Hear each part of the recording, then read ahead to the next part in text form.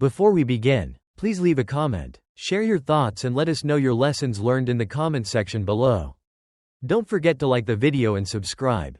It was an evening like any other. But for Eric, it was the beginning of a nightmare. At just 33 years old, he had already earned the title of a young billionaire CEO. Tall, handsome, and sharp-minded, Eric was the kind of man everyone admired. He had everything anyone could wish for: money, luxury cars, vast mansions, and a respected team of workers. The city buzzed with his name. People often said, "Eric is lucky, everything he touches turns to gold." But that evening, as he drove home alone, it was as if his luck had run out.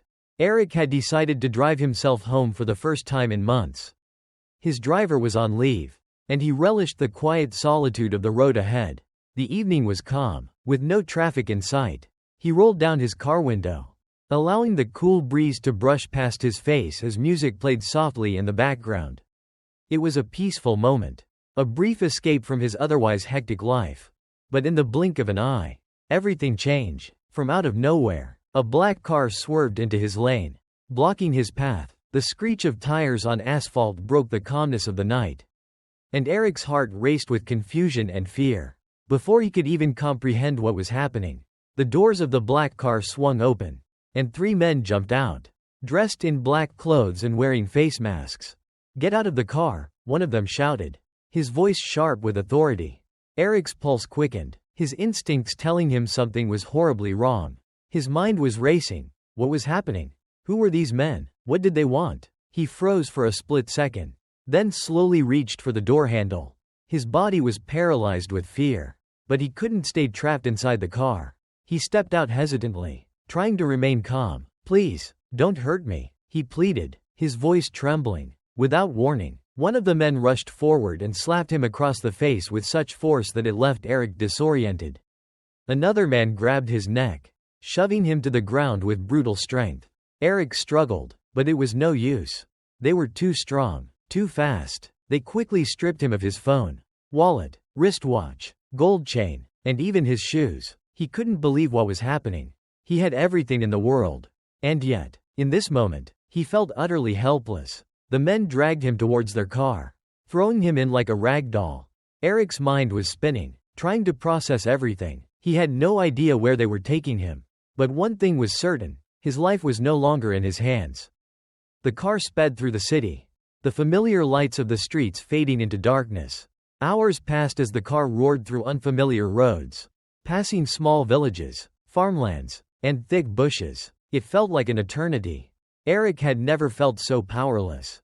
His heart pounded in his chest, his mind screaming for a way out. The kidnappers said nothing, their silence more terrifying than any threat they could have made. Finally, they came to a halt in a desolate village, far from the city lights. Eric could barely make out the outlines of the buildings in the darkness. There was an uncompleted structure nearby, a skeleton of a house that looked abandoned and decaying. It was the kind of place you only saw in nightmares. The kidnappers yanked him out of the car and forced him inside the building. The air inside was heavy with dust, and the faint buzzing of mosquitoes filled the space. The floor was littered with sand, broken blocks, and debris. There was no furniture, no lights, just the oppressive darkness of a forgotten place.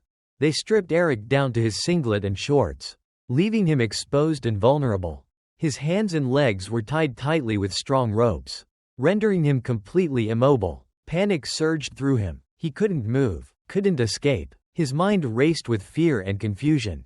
What did they want from him? Who were they working for? One of the men spoke coldly. "Call someone who can bring us money. If we don't get it, you'll die." The words sent a chill down Eric's spine. He could feel his body shaking, a cold sweat dripping down his forehead. He looked up at them, his eyes wide with terror.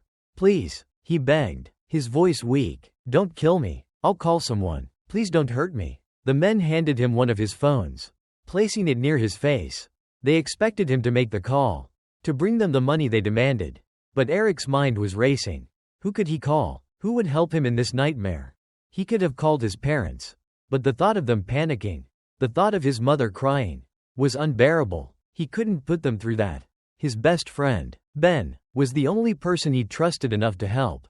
He whispered softly to himself, "Let me call Ben. He can help. The phone rang, and within seconds, Ben's voice came through. Hello, Eric? Where are you? I've been calling you. Eric tried to remain calm, but his voice betrayed him. He could feel the tears welling up in his eyes, threatening to spill over. Ben, please, I need your help. I've been kidnapped. They want money. Please help me. Don't tell anyone. Just help me. Ben's voice was filled with confusion. What? Kidnapped? Where are you? Who are they? Oh my God? Eric took a deep breath, trying to steady himself. Please, Ben, talk to them. I trust you. You're the only one I can call. Please. Before Ben could respond, one of the kidnappers snatched the phone from Eric's hand and spoke directly into it. We have your friend. If we don't get the money, he dies. We'll call you later. The call ended abruptly, and the kidnapper tossed the phone aside with a harsh laugh. Hope your friend loves you. Because your life is in his hands. Eric sat there, tied up and trembling with fear. His mind was spinning. Who could have planned this? Who wanted him gone? His body was still shaking, and tears ran down his face as he whispered to himself in the dark. Someone sent them. I can feel it. This is not a normal robbery. They were waiting for me. But who would do this to me? His mind swirled with questions, but there were no answers. No names came to him. He couldn't understand why this was happening, or who could have orchestrated it. The darkness of the room mirrored the chaos in his mind, and for the first time in his life, Eric felt completely alone. Little did he know, his best friend, Ben, was the one who had sent the kidnappers to destroy his life. Meanwhile, in a small, humble village far from the city, Amara, a young woman with a heart full of compassion, was about to make a decision that would change both of their lives forever. The night was dark and thick with uncertainty as Eric sat there.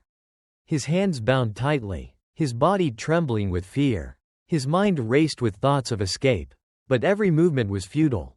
The kidnappers had left him in that forgotten building, the cold walls and broken floors a constant reminder of his helplessness. Sweat beaded on his forehead, and his heart pounded loudly in his chest. Every second that passed felt like an eternity. But then, through the silence, came a sound, a faint rustling from outside the room. Eric's heart skipped a beat. Was it another threat? Or maybe the kidnappers returning to finish what they'd started? The tension in the room was thick as Eric strained to hear. The sounds grew louder, but they weren't the heavy footsteps of the men who had taken him. No, they were different, light, cautious, almost as if someone were trying to sneak in unnoticed. And then, as if by fate, the door creaked open. Eric's eyes darted to the figure that entered the room. It was a young woman, her silhouette barely visible in the low light. She was barefoot, her clothes simple, but there was something in the way she moved, determined, yet gentle, as though she knew exactly what she was doing. She stopped when she saw him, her eyes widening for a split second. There was no shock in her face, no hesitation, just quiet concern. She knelt beside him, inspecting the ropes that bound his hands and feet. For a moment, neither of them said a word. Eric's mind raced. Who was this woman? What was she doing here? Finally, breaking the silence, she whispered, I'm not going to hurt you. I'm here to help. Eric's voice was barely a rasp as he replied, his throat dry. Help me? But, who are you? What are you doing here? I'm Amara, she said, her voice soft but firm. I was passing by, and I heard you. I couldn't just leave you here. You're not supposed to be here. This place, it's dangerous. Eric blinked, disbelief still clouding his mind. But, how did you know? How could you hear me? I heard your cries from the bush path, Amara said, her tone steady. I thought I was just hearing things at first. But then I couldn't ignore it. I knew I had to come. I wasn't sure who or what I'd find. But I couldn't just leave you. Eric watched her as she worked quickly, her hands moving skillfully to untie the ropes around his wrists. He wanted to ask her more questions, but his body was too weak to do anything other than watch. It was as though he had lost all control over his life. And now, in the hands of this stranger, he could only wait and trust. When she finally freed him, Amara helped him sit up. He winced as the blood rushed back into his hands and feet. The pain sharp and sudden, but Amara's steady hands guided him, her touch gentle, almost caring. We need to get you out of here, she said. Now, Eric wanted to protest, to ask more questions, but his mind felt like it was drowning in confusion. He couldn't understand why this woman, someone he had never met, was willing to risk so much for him. He had everything in the world: wealth, power, success, and yet it was this humble stranger who had come to his aid. As she helped him to his feet, Eric stumbled, his legs weak from hours of being bound. "I don't think I can make it," he muttered, his voice shaking. "You can," Amara said firmly, supporting him. "I'll help you. Just lean on me. We can't stay here. If they come back, they won't hesitate to kill us both." Eric nodded, though his head was spinning. His body ached, his strength had all but deserted him. But Amara's determination was contagious. He leaned on her, the weight of his body dragging her down. But still, she held him up. They stumbled through the dark building and out into the bush path. The night was thick around them, the air heavy with the scent of earth and damp leaves. Amara led him, her pace quick and steady, her steps sure. Eric's mind was too clouded to fully comprehend what was happening. But somewhere deep within, he knew that this woman, this stranger, was his lifeline. Every few steps, Eric would glance behind them, half expecting to hear the sound of footsteps chasing them. But all that surrounded them was the sound of rustling leaves and the chirping of insects. They made their way slowly, but surely, through the forest, Amara guiding him with a quiet confidence that Eric could feel but not understand. They stopped to rest under a tree after what felt like an eternity. Amara gave him some water from her small bottle, the cool liquid soothing his dry throat. She sat beside him, her eyes constantly scanning their surroundings. But there was a calmness about her that Eric envied. How could she be so at peace in a situation like this? "What's your story?" Eric asked, his voice hoarse. "Why are you helping me? You don't even know me." Amara looked at him, her eyes soft, but there was a quiet strength in them. "I don't need to know you to know what's right. You were in trouble. I couldn't just walk away. People here, people like me, we don't have much. But we look out for each other." Eric stared at her, still trying to make sense of it all. "And you risked your life to save me? Why?" "Because you're a human being," she said simply, "and you deserve a chance. I couldn't let you die here. You're more than your wealth, more than your title." Eric was silent. Her words struck him in a way he didn't expect. His whole life, he had been driven by ambition, by success, by the need to be the best. He had built an empire. But now, sitting there under the stars with a woman who had nothing but her courage to offer, he realized just how empty all of that had been. In that moment, he wasn't the billionaire CEO. He was just a man, weak, vulnerable, and in need of help. "I don't know what to say," he muttered, looking at her with gratitude in his eyes. Amara smiled softly. "You don't need to say anything. Just rest. We'll figure it out together." As they sat there in the stillness of the night, Eric felt something shift inside him. It wasn't just the fear or the confusion that had plagued him before. It was the recognition of something deeper, something real. For the first time in a long while, he felt like he wasn't alone. After a brief rest, they continued their journey, Amara helping him every step of the way. But with every step, something else was growing inside Eric, a realization that this woman, this simple, courageous woman, had become his savior in a way he never thought possible. The hours passed slowly, but eventually, they reached a small hut in a village far from the city. It was a modest place, far from the opulence Eric was used to. But it was a place of refuge, a place where he could rest and regroup. Amara led him inside, making sure the door was shut quietly behind them. Eric collapsed onto the mat inside the small hut, his body exhausted from the journey. Amara made him a simple meal, the kind of food she had eaten all her life, simple, hearty, and full of love. She didn't say much as she worked, but Eric could feel the care in every movement. As he ate, Eric looked at her. He couldn't fathom how someone with so little could give so much. He had everything the world could offer. But it was this woman, with nothing but her heart and courage, who had saved him. "I don't know how to repay you," he said quietly, his voice full of emotion. "You saved my life." Amara looked up at him and smiled. "You don't owe me anything. I just did what anyone would do." Eric shook his head, his heart full of gratitude. "No, you didn't. You saved me when no one else would." And in that moment, as he sat there, exhausted but alive, Eric knew one thing for certain: his life was no longer the same. The journey ahead would be filled with dangers, but it was also filled with the possibility of something new, something real. And it all started with Amara's selfless act of kindness. The cold winds of the early morning whispered through the trees as the sun began to rise. casting long shadows over the village.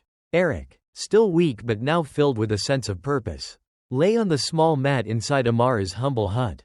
The journey from the abandoned building had been grueling, but somehow, with Amara's strength and guidance, he had made it this far.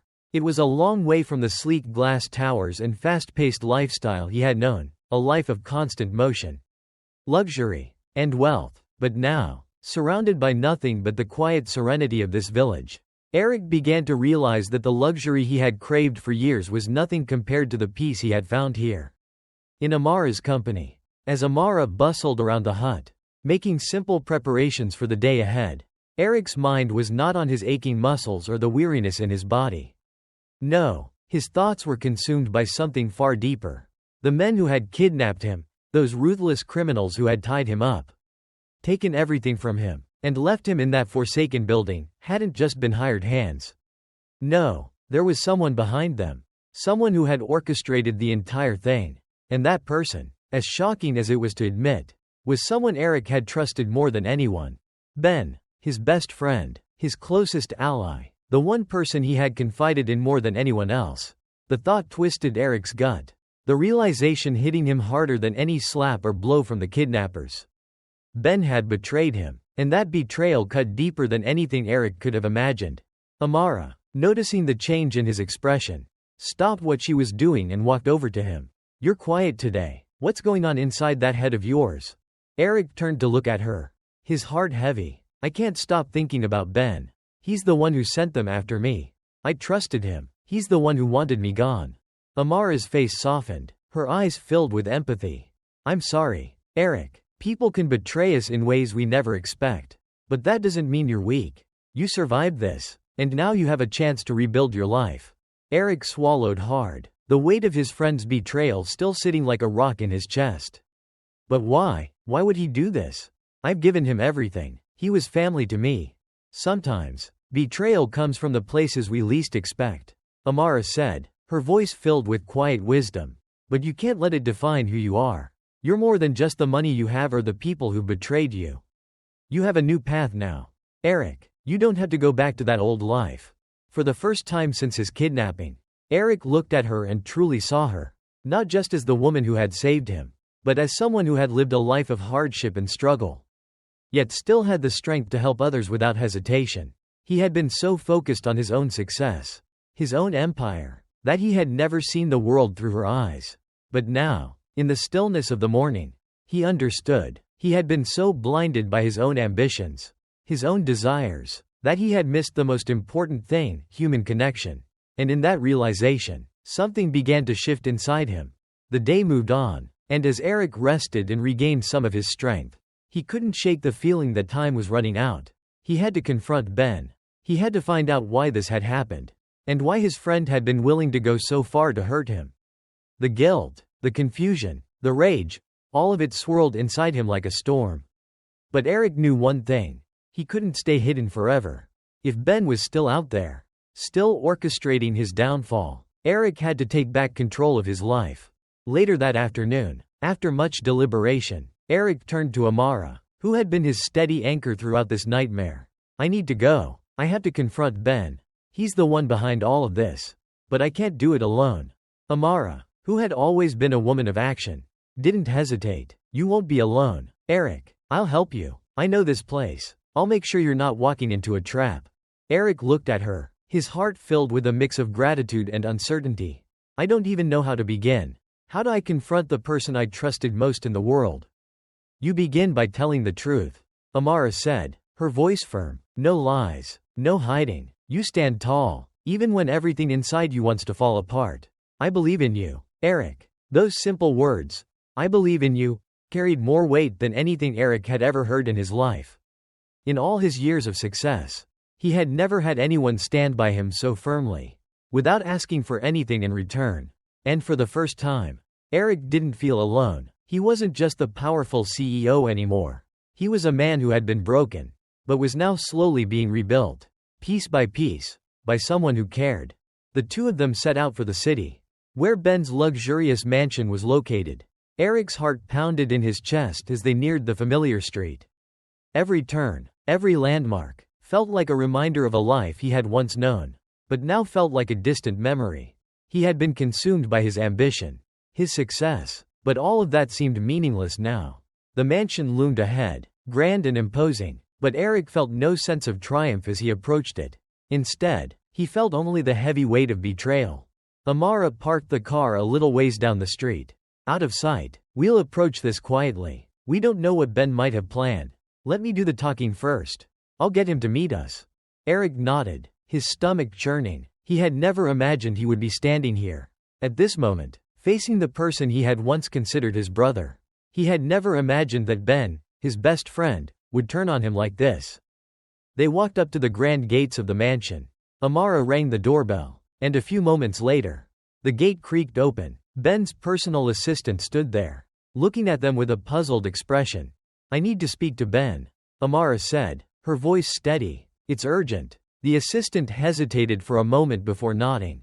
All right, wait here. A few moments later, Ben appeared in the doorway, looking disheveled and surprised to see them. When his eyes landed on Eric, they widened, a mix of shock and guilt flashing across his face. Eric? Ben's voice was filled with disbelief. What are you doing here? Eric stepped forward, his gaze unwavering. You know why I'm here. You planned everything. You had me kidnapped. You betrayed me. Ben's face went pale. No, Eric, I can explain. But Eric wasn't listening. No, Ben, there's nothing to explain. You tried to kill me. You wanted me out of the picture. Why? What did I ever do to deserve this? Ben looked away, his eyes avoiding Eric's gaze. It's not what you think. I was desperate. I didn't have a choice. Desperate? Eric repeated, his voice rising with anger. You had everything. I gave you everything. You were my brother. And you betrayed me for what? Money? Ben's eyes filled with tears. I'm sorry. I thought I could do it without getting caught. I didn't know what else to do. Eric shook his head, his heart breaking. You should have come to me. We could have figured something out. But you chose the easy way out. And now, look at what you've done. There was a long silence between them. Ben's tears were a silent admission of guilt. But it wasn't enough. Eric had been betrayed by the one person he had trusted more than anyone else. And no apology could change that. With a heavy heart, Eric turned to Amara. Let's go. As they walked away from Ben's mansion, Eric felt a strange sense of relief. The truth had been revealed. And though it had hurt, it had also freed him. He wasn't the man who had been shackled by the lies anymore. He wasn't the man who had been controlled by his wealth and ambition. He was something different now, something real. Later that evening, as Eric and Amara sat together in the quiet of her hut, Eric realized that he wasn't alone anymore. He had lost so much, his best friend, his trust, his old life, but in return, he had gained something infinitely more valuable, the truth, the courage to face it, and a woman who had saved his life not once, but twice. Thank you, Eric whispered, his voice full of emotion. For everything. Amara smiled softly. You don't need to thank me. I did what anyone would have done. Eric reached for her hand, his grip firm. You're not just anyone, Amara. You're the reason I'm still here. And in that moment, as the stars twinkled above them, Eric knew his life was about to change forever. The road ahead was uncertain. But for the first time, he wasn't afraid, because he had Amara by his side. And together, they would face whatever came next. Thank you so much for taking the time to follow along with this journey. Your support means the world to us. We hope you enjoyed the twists and turns, the growth, and the powerful moments of the story. If you found yourself captivated by the characters and their journey, don't forget to hit that subscribe button to stay updated on more exciting stories like this one. We'd love to hear your thoughts. Please leave a comment below and share what you felt about the story. Your feedback and support help us create even better content for you. Stay tuned, and thank you once again for being a part of our community.